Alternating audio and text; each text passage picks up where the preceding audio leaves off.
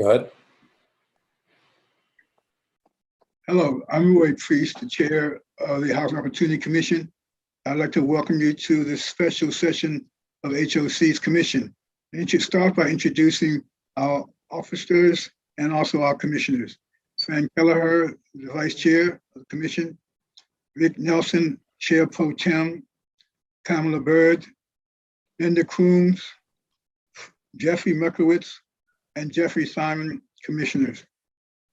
Welcome all of you all, and thank you for your participation. Before we start the meeting, I'd like to take a moment of silence to acknowledge the fact the passing of Stacy Span's father, who was funeralized yesterday. So if we could take a moment of silence and remembrance of that, I would appreciate it. Let's take a moment of silence.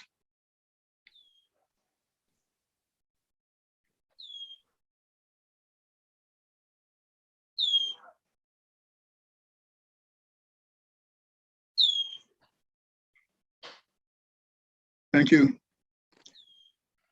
The sound of the bird is the presence of the Lord. Today's meeting has been called for the purpose of discussing Westwood Towers.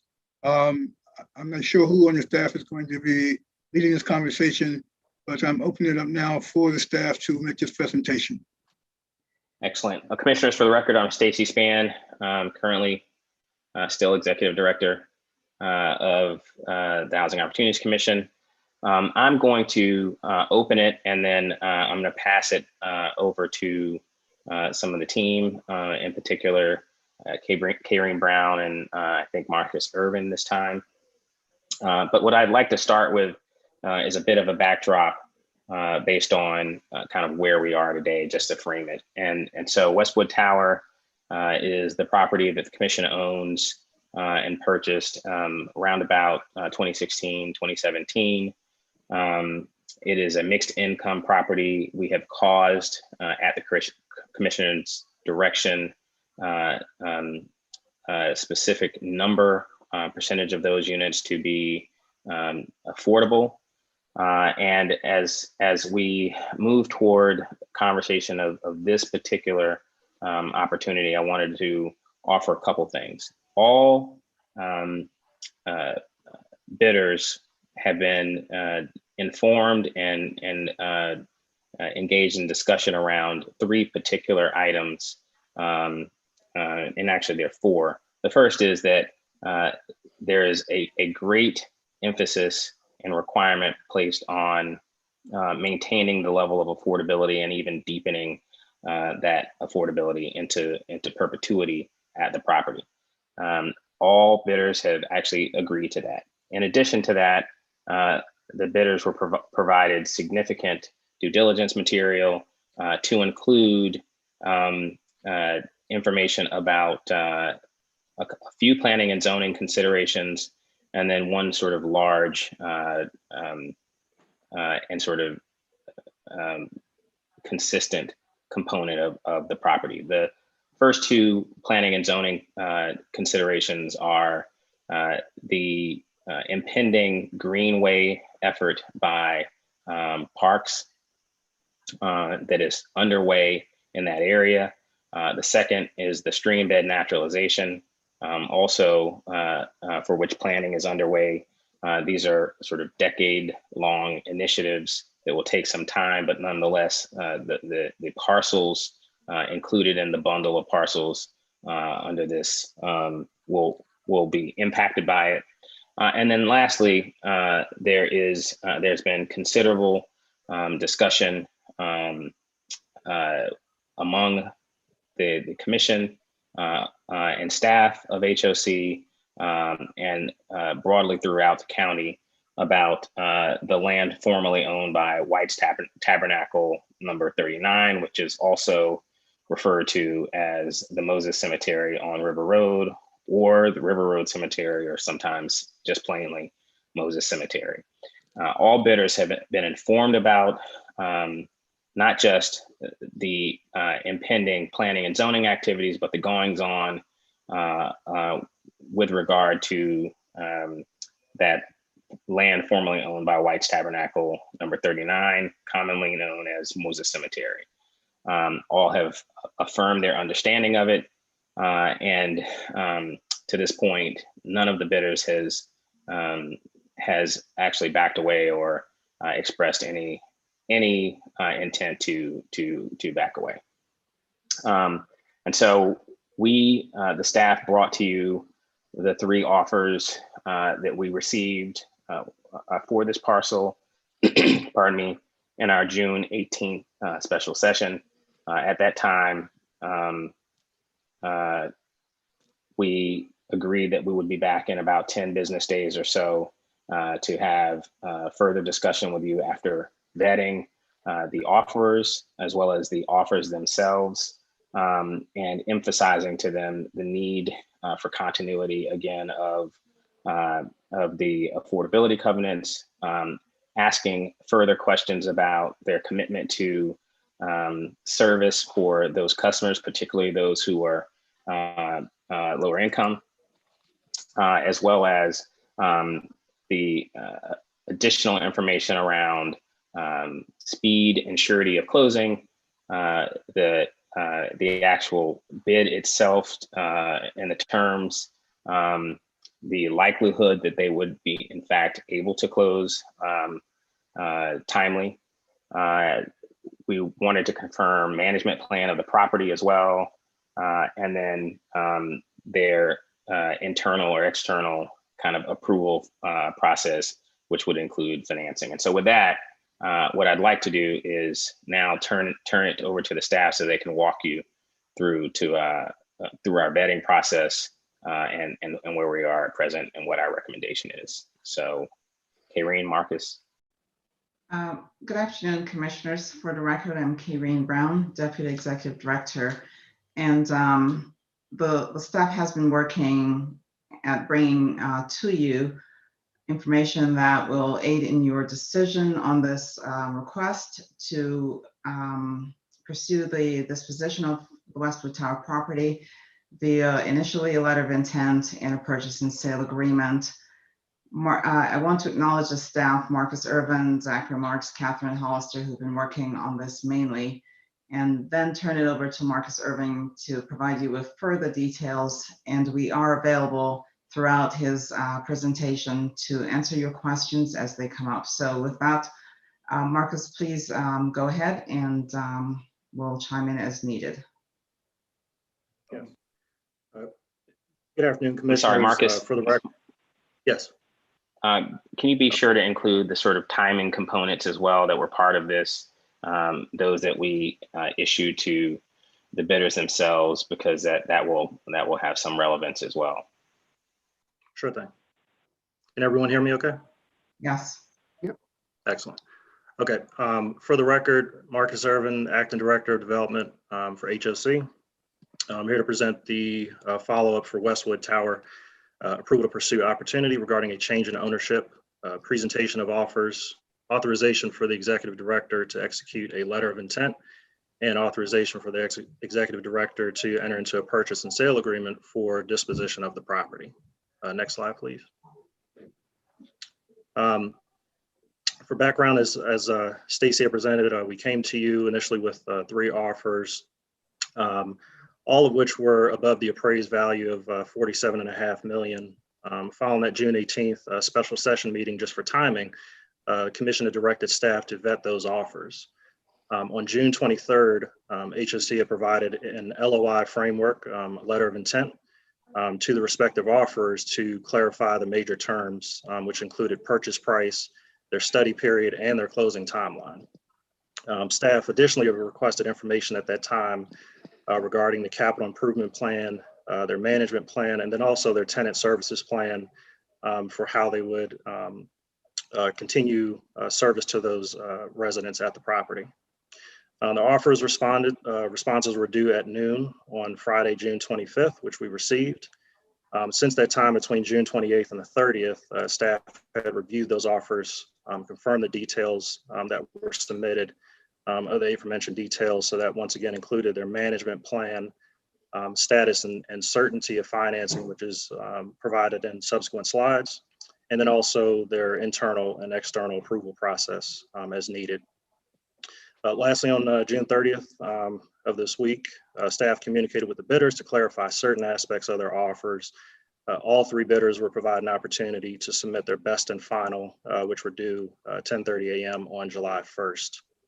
Just really quickly, Yes. Commissioner. So the reason we did that, because he just talked about a best and final, we did that because during the process, during the effort to clarify bids, we received a bid, and so rather than we couldn't accept that one, and so rather than ignore it or cause additional confusion, we pulled back and offered all offerers a single opportunity because we suspected that sort of conversation would continue, and so we needed to draw an incredibly hard line so that we wouldn't essentially continue to have bids lobbed in past and into our discussion with you all.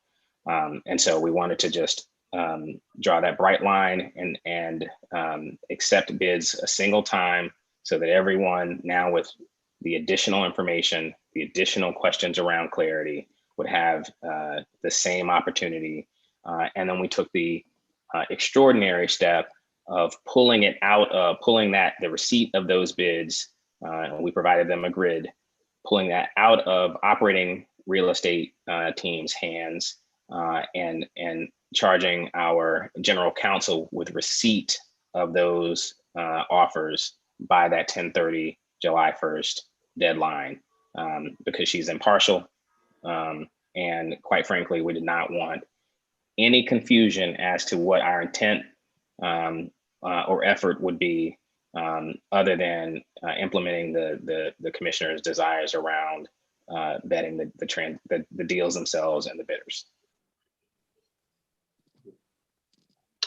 The other point, just want to mention, as also stated, all of the offers do commit to increasing the affordability at the property and deepening that through the modification of existing 80% AMI units to 60% of AMI, and then also converting 6 of the market rate units to 60% of AMI. It also, should the sale be approved, to preserve that affordability, a 99-year covenant would convey with the land and remain through any future change of ownership to lock in that affordability. Next slide, please. This slide, the key LOI terms, breaks out the various offers, their offer terms. Worth noting here, and a clarifying point from what was shown in the June 18th special session meeting. For the record, offer A was actually offer 1 in the June 18th meeting. Noted here, they increased their purchase price by $450,000 since the special session. Offer B was actually offer number 3. They increased their purchase price by $1,050,001. And lastly, offer C was offer number 2, which increased their purchase price by $500,000. So I just wanted to set the record since we had a different convention in the special session versus where we are today. Staff evaluated those offers once again based on purchase price, net proceeds to the commission. This criteria is important as it allows HOC to direct resources towards the preservation and expansion of affordable housing throughout the county. The certainty of execution involves the ability of those offers to close on the transaction, including confirmation of their plan of finance, proposed contingencies, and once again, internal and external approvals, which is provided in that last row, stating that all have underwritten, the deal has been underwritten by equity and debt providers with additional internal approvals provided. To summarize here, given the upcoming maturity of the property's financing, once again, certainty of execution was a key evaluation factor. And as we've mentioned, all have completed financial due diligence. They have a track record of closing similar transactions and have demonstrated to staff that they have an ability to close. However, offer B's LOI agrees to waive the study period and enter into a contingency-free purchase and sale agreement where the others did not. So once again, this table just summarizes those offer terms, where they ended up at on price, and offer B agreeing to waive the contingency. Next slide, please. To the point of their management plans, which we heard from the commission, this slide summarizes the capital improvement, management, and tenant services plans that were provided by the respective offers. Of note, offers A and B both provide capital improvement plans with money allotted towards the capital improvements over various years of operation of the property. Offer A allotted $7 million within 3 years. Those specific improvements and timing were to be determined. Offer B committed to $4 million available at closing, and then $300,000 per year with an escalator. And offer C offered $1.5 million of improvements to be completed in year 1. Worth noting, within the management plan and tenant services component, both A and B did commit to resident services staffing, programming, and ensuring continuity among the residents. Offer A also, included some additional detail regarding employment, food security, healthy living. They also have in-house staff who organize and oversee these programs, along with the director of resident services. Offer B committed to resident services programming as well in a similar fashion. Potential partnerships with the Boys and Girls Club of Greater Washington, Martha's Table, and also looking into rent relief programs and discount for first responders. So in response to this, to the commission's request, once again, as provided in the table, all the offers provided additional information regarding their capital improvement plans, all of which is detailed in the table above. Next Marcus, slide, quick question on the capital improvement plan portions. Just to be clear, for the capital improvements, that the money that they're talking about would be for all units, right? Not both market and non-market rate? That's correct, Commissioner. That'd be for all units, Okay. Physical plant, and any other issues identified in operation of the property.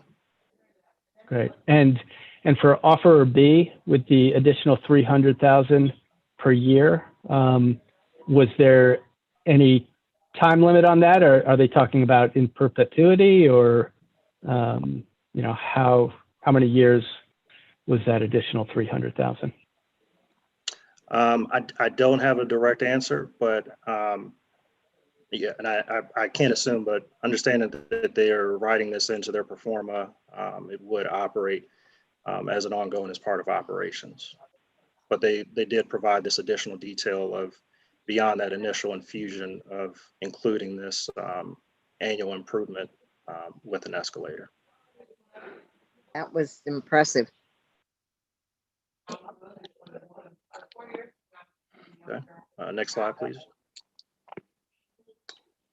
This slide, the valuation methods, the key takeaway for this slide is that all of the offers, once again, are in line with prior acquisition metrics, and they meet and or exceed those valuation metrics based on final pricing. So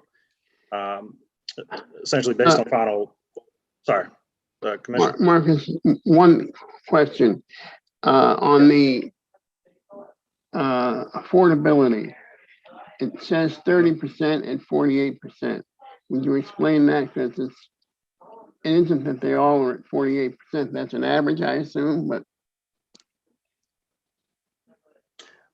Yes, and I'm going to call upon Catherine, but essentially all these offers, they commit to increasing the property, which currently has 58 affordable units, Right. to 64.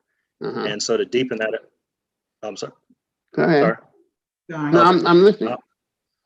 Okay, but to deepen that average for the restricted units from the 50 to the 48, this would be achieved by taking those 80% units to 60%. And then when they convert the 6 market rate units to 60, that lowers that average to the 48% of AMI. Catherine, let me know if I. Yeah, that's correct. Yep. So all of them have agreed to the same distribution of affordable units, which happens to Correct. average out to 48. Okay.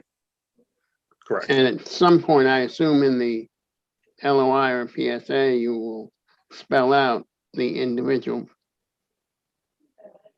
affordability units. I think that's on a Yes. page that we didn't look at specifically in this meeting, but in the packet, if you look at page 4 of 10, I think it has the proposed affordability mix information.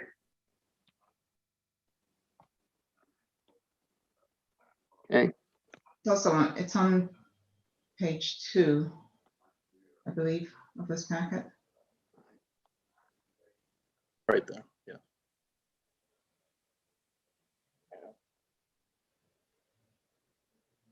it is? Okay, Yeah, that second paragraph, Rick. Second bullet point. okay, thank you. Is there any indication about the timing for how long it would take them to achieve this? Because this property is probably fully leased. So in order to make these conversions, which means this is based upon when vacancies occur, they will essentially refill based upon these affordability targets. That's correct, Commissioner. Regarding specific timing, it had to be once they are in there and able to survey all the residents and make the appropriate changes, and as units become leased.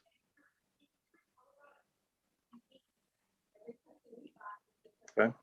I think the next slide would be slide 6. Yes. Future use of proceeds. So as is customary, the remaining funds from the transaction are due to be deposited into the Opportunity Housing Fund, OHRF, to preserve and expand affordable housing opportunities throughout the county, which shall be approved by the commission. So we've included this affirmation here on how those funds would be utilized. But let me Slide. make clear that what you've suggested here is merely as one, you said put it into the OHRF, but you've got the 2 bullet points as 2 examples of what could be a utilization of those funds, but that is not intended to indicate that that is the final decision. That's correct. That will be reserved by the commissioners. Okay. The other point I want to raise is, would there be a problem of just putting it in a restricted fund until further decisions are made by the commission as opposed to the OHRF? No, there would not be a problem with Okay, that. because if we go forward with this, I might suggest that. Okay. Only to preserve the options. I mean, we have not really talked about as a commission what we would like to do with this. I mean, while we don't normally with the OHRF spell out for 100 years what we're going to do with the proceeds, this is a special situation where we've got a significant amount of receipts coming in, and I think merits further discussion and consideration by the commission as to what and how we use these funds. So commissioners, I want to note for viewing public and others that whether it is in OHRF or a reserve fund or anything else, that's purely a commissioner decision, and it's a commissioner decision at the commission's discretion. So staff's not directing that. Right. Thank you. Go ahead, Marcus. Okay. Final slide, please. So summary and recommendations. Issues for consideration. Does the commission wish to select one of 3 offers presented and authorize the executive director to negotiate and execute a letter of intent with its preferred offer regarding a change in ownership of Westwood Towers? Offer B presents the most competitive offer when considering purchase price and certainty of execution. Number 2, authorize the executive director to negotiate and execute a purchase and sale contract with the commission's desired offer for the sale of Westwood Tower with terms substantially the same as those contained in the letter of intent. Point 3, authorize the net proceeds from the sale of the property are to be deposited and restricted to the Opportunity Housing Reserve Fund for future uses to be approved by the commission. Budget and fiscal impact, authorization to sell Westwood Tower would reduce the anticipated asset management fees and cash flow to the agency as budgeted in FY22 in the approximate amount of $600,000. Net proceeds from the sale of the property would increase the balance of the OHRF by approximately $30 million and would be restricted to future uses to be approved by the commission. Timeframe would be at this special session, July 2nd, 2021. Staff recommendations and commission's action needed. Point number one, authorize executive director to negotiate and execute an LOI with Offer B, which is Charger Ventures, regarding a change in ownership of Westwood Towers. Authorize executive director to negotiate and execute a purchase and sale contract with Offer B, Charger Ventures, for the sale of Westwood Tower with terms substantially the same as those contained in the letter of intent. And lastly, authorize that the net proceeds from the sale of the property are to be deposited and restricted to the Opportunity Housing Reserve Fund for future uses to be approved by the commission. Marcus, Yes, ma'am. I've seen nothing here that talks about offer D, the fourth offer. Did I not understand there was a fourth? There are 3 offers. 3 offers. All right. Yes. I want to, there are 3 offers, and anything that came in after yesterday's deadline was not acknowledged. I see. All right. Thank you. You mean wasn't accepted? Wasn't accepted, and quite frankly, certainly was not accepted, could not be accepted. But we also, as part of this package, for the purpose of this package and this discussion, had not acknowledged, because we were explicit that we would not entertain, we could not get in the back and forth conversation, as that would reopen the bid period. Yeah. Yes. So. It's just that you had referred to it in your opening remarks, and I wanted to be sure that we had all the information on the valid bids. Thank you. Okay. That concludes my presentation.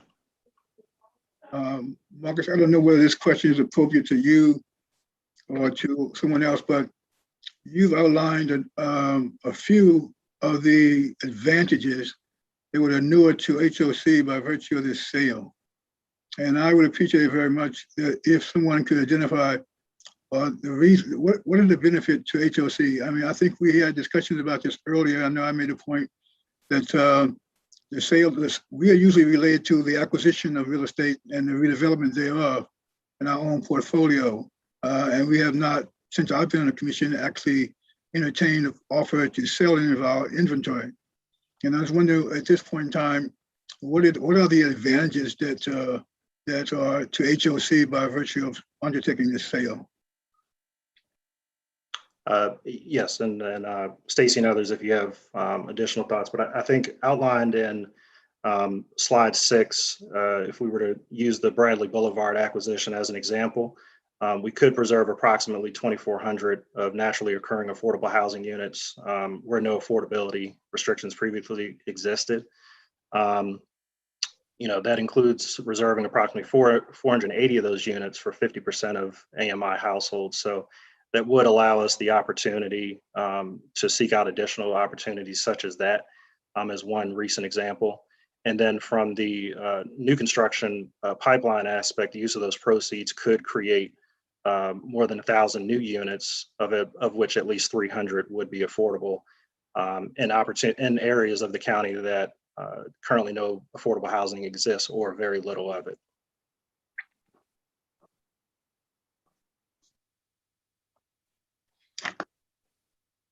Thank you. I want to just note, as I did initially for the record, that in terms of the real estate sale itself, it's a transaction that you all are presenting to us. I am concerned and about the fact that not only is this a piece of real estate, this piece of real estate also contains a cemetery African-American cemetery referred to as White Tabernacle number 39 or Moses Cemetery.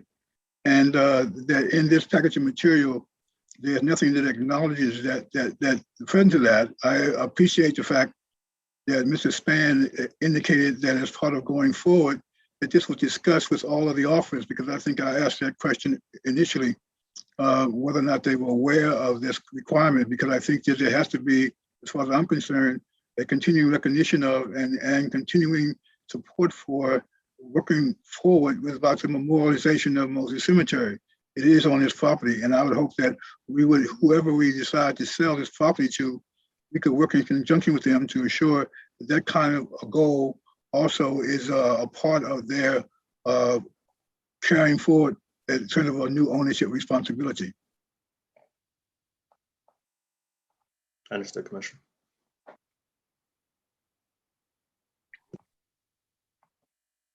Are there other questions directed to the staff? I'll just ask, again, more on, the tenant services, for the staff's thoughts on, whether there were, if they felt that between offer A and B, that the tenant services were reasonably comparable, whether, one significantly outweighed the other. And then on that 7 million upfront versus 4 million upfront and 300,000 ongoing, did staff have thoughts on, how that weighed? Yes. So to your first question regarding the tenant services plan, offer B did identify a management company with a full comprehensive plan to address the tenants. They are well equipped to provide the unique needs of the residents. So they do deploy regular resident services meetings, resident events to create engagement and value. And it's not just, not just limited to one thing, but includes sort of after school tutoring, personal finance, small business seminars, external community engagements. So they did identify a detailed plan with a management agent. Offer B also offered a broad scope of services that would be deployed to those residents. However, the manager is a TBD. So we did take into account the detail and thoroughness of the plan to be implemented. Regarding the dollar amounts for the capital improvements, as Director Span alluded to, all the offers were provided with the P&As, or the physical needs assessments for the building.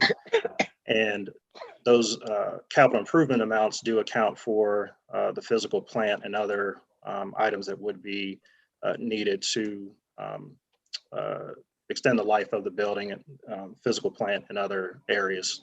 So we did look into that in terms of the dollar amount, but offer B did provide an amount specific that would be available at closing, along with a direct approach for yearly improvements with an escalator, whereas offer A offered a sort of lump sum amount over a period of time. However, the specifics were still to be determined. Okay, good. No, thanks. Because just to close the thought for myself, was the financial benefit to HOC. There's the certainty of offer B, which is a little better than offer A. But otherwise financially it's a $1 difference. So I want to make sure that at that point it seems like the focus is what's going to be best for the tenants.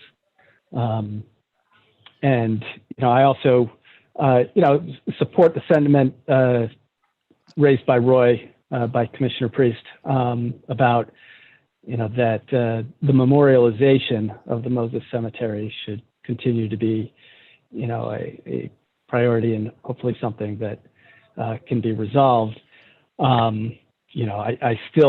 I do support this transaction, though, in the sense that it's going to result in a large net benefit in terms of number of affordable units that will be preserved and can additionally be preserved or created by the HOC. So,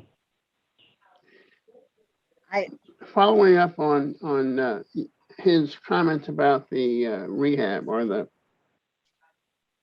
capital improvements, you made the statement, Marcus, that we gave them the PNA and that these numbers are consistent with PNA. Well, I'm not sure I understand that, since you got a $7 million number, a $4 million number, and a $1.5 million number. So how are they? I guess the question I would have is the $4 million that is offered by offer B, is that sufficient to take care of the primary and immediate needs as identified in the PNA? Yes, that would be sufficient to do so, and outlining the additional 300,000 would cover additional needs as they come up. But this would address initial needs. Okay. The other thing that I would say, sort of relating to Commissioner Merkelwitz's comments, there is an additional benefit, it seems, from looking at this to HOC in terms of the willingness of offeror B to, one, eliminate the necessity for an LOI, go straight to a PSA, and therefore we get the funds and we have the more assurance of getting it done sooner rather than later. There's no study period during which they're going to, they might possibly raise some objections. So I think that's another major benefit to us.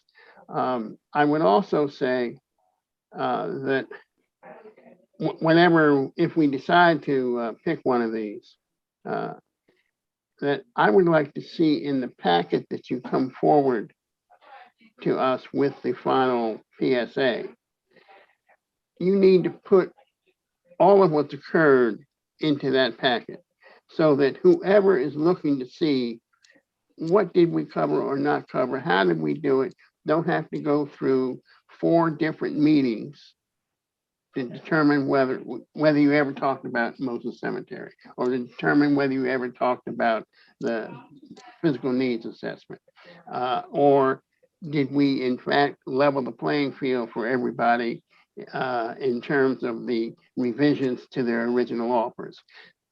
So we ought to be able to look at that one packet and see all of what has transpired and be convinced that we have taken all of the steps that are appropriate and necessary to such a transaction, and everything's out on the table. Understood, Commissioner.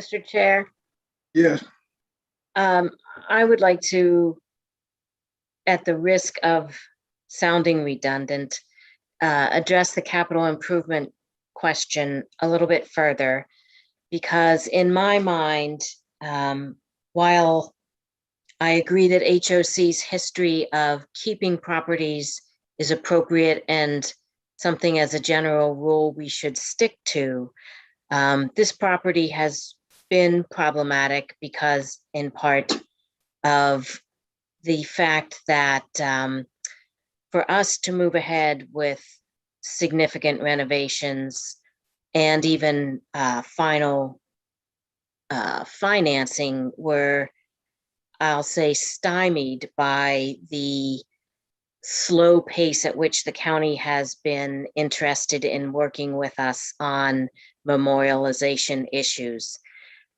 Some parts of the county apparently are quite ready to do their legal duty and move ahead, and others have held back. And so to me, with the commitments that have been made to maintain the affordability for 99 years, which I think is critical, the improved information that we have gotten about the plans to maintain important and sufficient levels of service to the members, a big advantage is that perhaps another party can move ahead faster to be able to put into this property some of the kinds of money that our own studies have showed will be necessary over time to maintain it.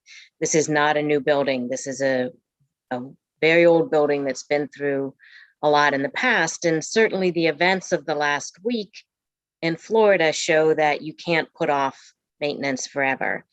And so it's very important to me that in justifying the sale, we are totally comfortable that the commitment of a potential buyer is sufficient to make sure that funds will be there for the maintenance and that they are committed to doing the maintenance to keep this building not just safe, but also comfortable for the people that we have leased it out to thus far.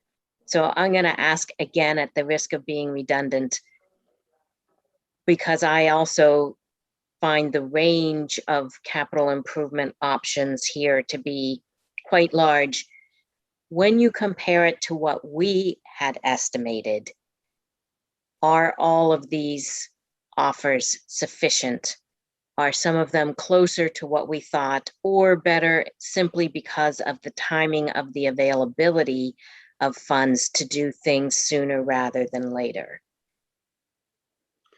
Yeah, it's a two-pronged approach.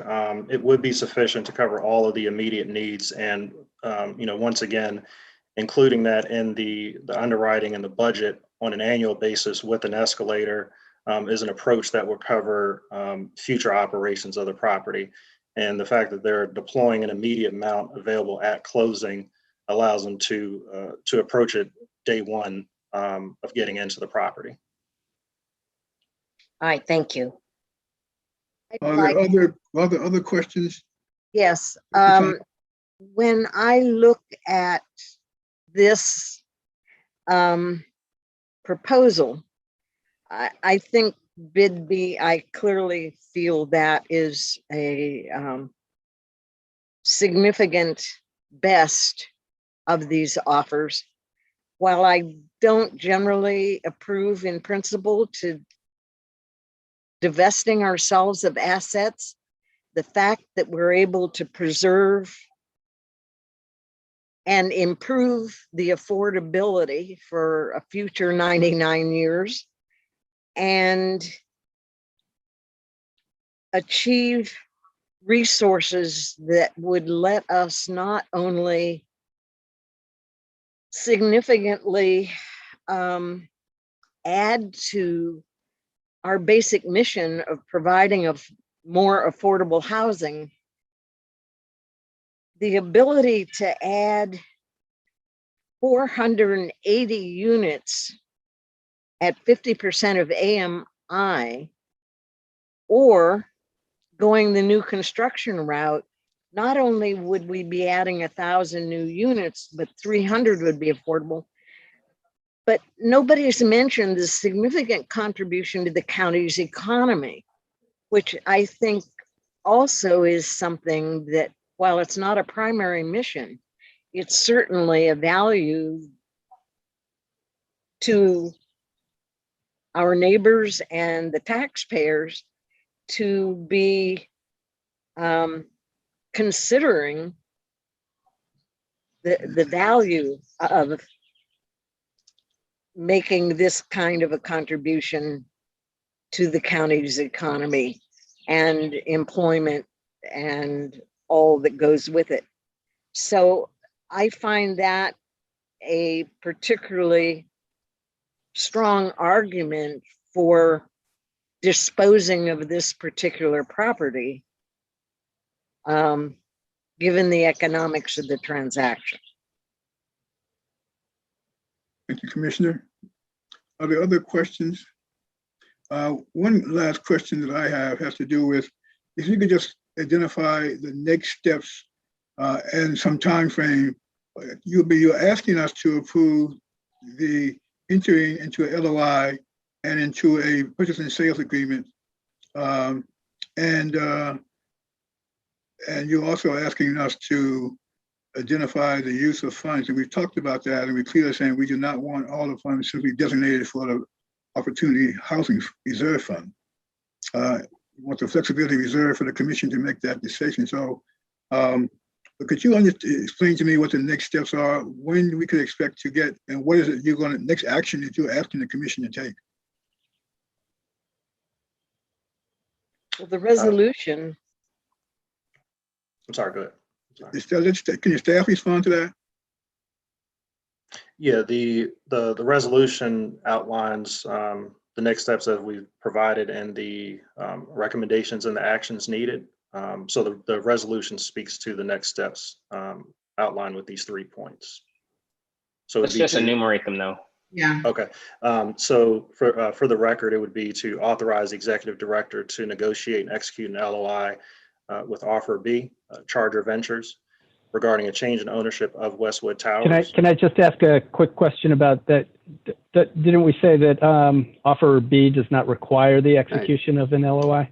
Right. that's right. Right. We So did, but he's what he's doing is telling you what the next steps are from staff's perspective, and then we can edit them as you all see fit. Because there's a point that Commissioner Nelson raised, and you, I think, also supported Commissioner Merkowitz. So we'll come back and go back through the modifications you all would like to make right after he goes through. Got it. Okay, thank you. Okay. Number 2 would be to authorize the executive director to negotiate and execute a purchase and sale contract with Charger Ventures for the sale of Westwood Tower, with terms substantially the same as those contained in the letter of intent. And point number 3, authorize that the net proceeds from the sale of the property are to be deposited and restricted to the Opportunity Housing Reserve Fund for future uses to be approved by the commission. Okay, before we take action on responding to those 3 points, I need to get an action before the commission to act upon. So is someone making a motion to approve the sale of Westwood Towers? Can I make a motion? Is somebody seconding that? Well, no, wait a minute. I haven't finished. I would like to modify what was put before us. I would like to move approval of resolution 21-65 with the following modifications. Delete the first, therefore be it resolved. That is the be it resolved that talks about the LOI. And in the next, which would then be the first resolved, it would say to execute a purchase and sale contract with Offeror B and the name of Offeror B for the sale of Westwood Towers, with terms substantially the same as those contained in the project description, which is attached to, I'm not sure how that would be worded. I want those, the PSA to be substantially the same as what you've described in that slide presentation that you gave to us. It's not in substantial. Asha, can you suggest a modification real quick, please? And before we have you finished, Rick?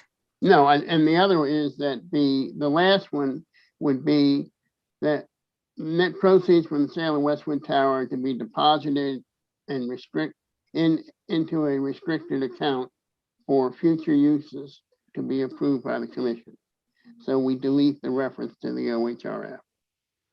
That gives us the license to do what we want. No, of course, I'll tell you that my option is to use most of it, if not all of it, for the OHRF. But this would give us the option to consider what we want to do with those proceeds and not be restricted by whatever restrictions we have in the OHRF. Discussion. I would like to offer that I understand the reason for wanting to eliminate the LOI and go straight to the development sale agreement. But I think there is value in having the LOI process undertaken, because that is really where you stipulate really the terms of the transaction. They're memorialized in a purchase sale agreement. And I don't think that has to take a long time. I mean, one could be done, the LOI could be agreed to today, and the purchase and sale agreement, which then is a document that is put together legally to memorialize the LOI. It doesn't have to take a long time. And just to go straight to the development and sales agreement, to me, is a concern, because then you're suggesting that the usual rigor that goes into creating and getting acceptance by the offeror to the LOI, this shouldn't have to be done. And I would request that we follow the normal procedures and do a LOI and the development sale agreement, and it can be done within a reasonable period of time. And that's my position on the matter. I would also like to point out that the PSA in this transaction is binding, and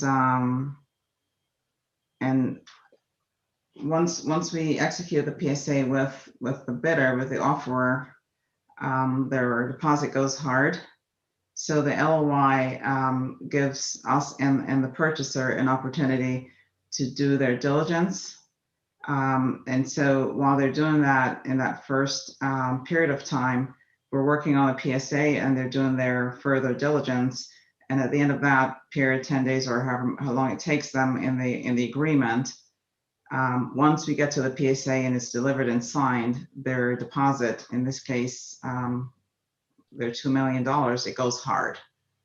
There's no. I think though that, go ahead, I'm sorry. Yeah. I thought we heard they'd already done their diligence. They have done their diligence. I think This is why that period is shortened, but at the end of that period, there's no backing out of the transaction. But they say in their offer that they waive the study period. They Right. agree to a contingency-free PSA. So I'm not sure what an LOI does. So look, just a couple things. Let me try to address all of the commissioner comments to this point. So Commissioner Priest, there is no typical process for us, as we're not sellers. And the fact of the matter is, what we were doing in this this particular special session was following the process that we laid out to you all in the last meeting, because we laid it out to you in the last meeting, and we did not want to make changes to that. And of course, we didn't feel like we had the authority to do that. So yes, the offer that staff is supporting has in fact waived the period. Commissioner Nelson is right that they don't need it. They've stated they don't need it. And why, if there's that certainty, let's go to certainty. The LOI would provide preliminary terms. The PSA would provide those same terms. So the fact we don't need the step, we don't have to have the step. And if it's the commission's wish that we move forward in negotiating the PSA, and we've enumerated most of the most significant terms during this discussion, then we can do that.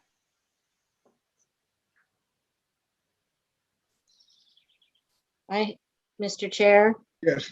I have Commissioner Kavanaugh. one comment about the text, but then also to note that I don't believe we have a second for the motion yet. Right, you're right. We don't. And that's okay because we're still formulating it, I guess. Right. It appears that way. Given the timing, do we need to say executive director and/or acting executive director? Or can we just say executive director and an acting director would have the authorities that an executive director has? I just want to make sure, given the odd timing of this, that saying simply executive director would also cover any acting executive director's authority. I think that's a reasonable point to make. And I think that we can cover that in the drafting of the final resolution. Okay. Are there other questions, or is there a Yeah, second? just again, a clarification from We are Stacy. clarifying, excuse me, we are clarifying the motion right now. Is this speaking to the motion? Yeah, it is. Just on the letter of intent question, I'm hearing you that we don't need it. Is there anything that doing a letter of intent gives us that you don't feel we get from not doing it? If the bidder has waived the study period, I don't see an advantage, quite frankly. Okay, all right. Then I'm fine taking it out.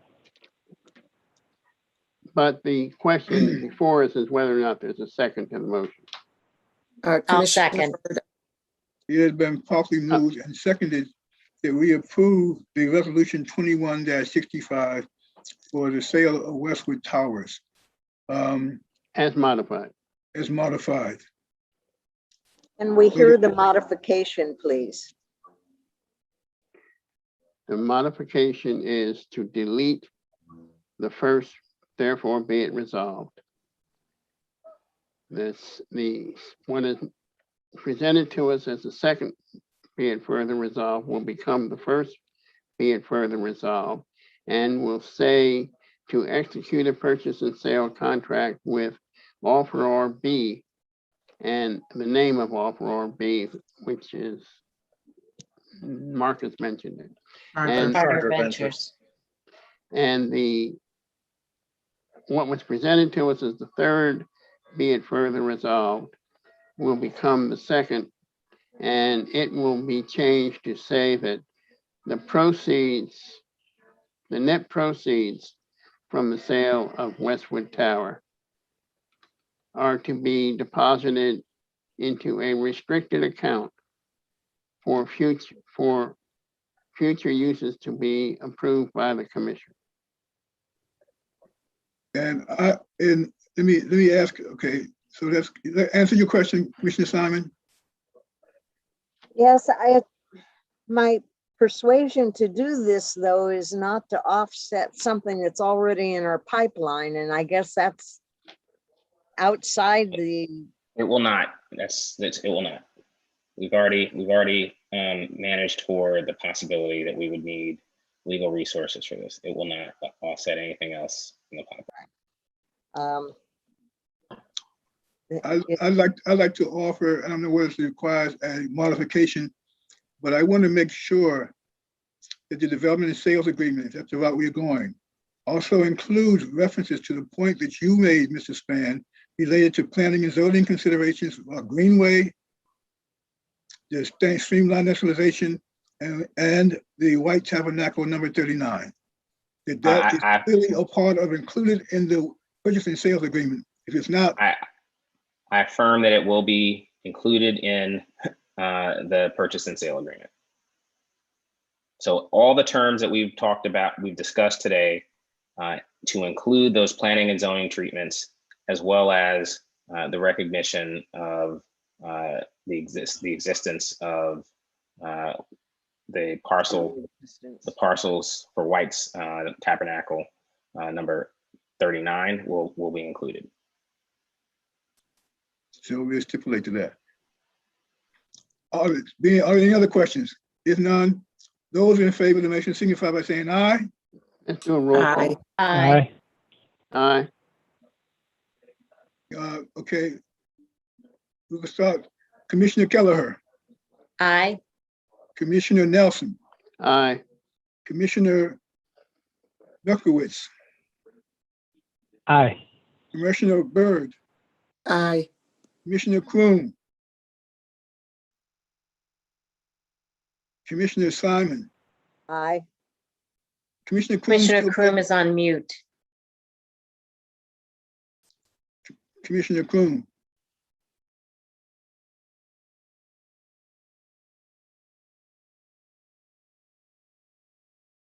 Is she still on mute? Yes. Try one more time, Commissioner. You're on mute.